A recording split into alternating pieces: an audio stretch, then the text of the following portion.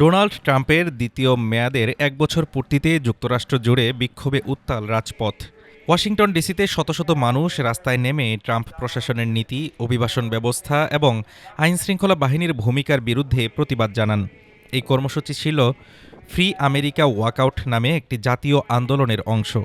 ১ বছর পর মনে রাখুন ও প্রতিরোধ করুন, এই স্লোগানকে সামনে রেখে ট্রাম্প প্রশাসনের ১ বছরের কার্যক্রমকে ব্যর্থ বলে আখ্যা দেন প্রতিবাদকারীরা। বিক্ষোভে ট্রাম্পের অভিবাসন নীতি, আইসিই অভিযান এবং সংখ্যালঘু ও অভিবাসী জনগোষ্ঠীর ওপর সরকারি দমনপীড়নের অভিযোগ উঠে আসে।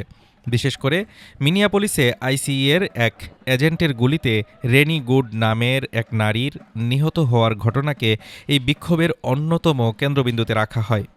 প্রতিবাদকারীরা বলছেন, এই ঘটনা যুক্তরাষ্ট্রে আইন প্রয়োগকারী সংস্থার অতিরিক্ত বলপ্রয়োগ ও জবাবদিহির অভাবের প্রতীক।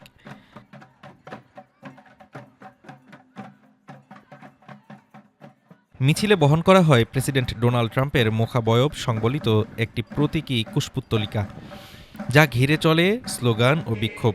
এই প্রতিবাদ ছিল ফ্রি আমেরিকা ওয়াকআউট আন্দোলনের অংশ, যেখানে আয়োজকরা নাগরিকদের স্কুল, কলেজ ও কর্মস্থল থেকে বেরিয়ে ট্রাম্প প্রশাসনের বিরুদ্ধে অবস্থান নেওয়ার আহ্বান জানান।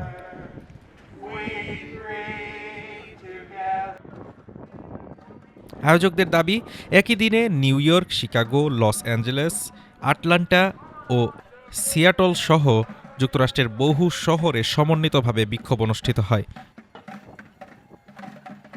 স্থানীয় গণমাধ্যমের তথ্য অনুযায়ী এই কর্মসূচিতে অংশ নেন ১০,০০০-এরও বেশি মানুষ।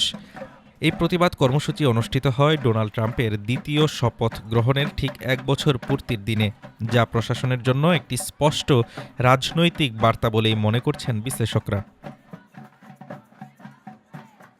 হাফিজুর রহমান তুষার, ঢাকা টুডে।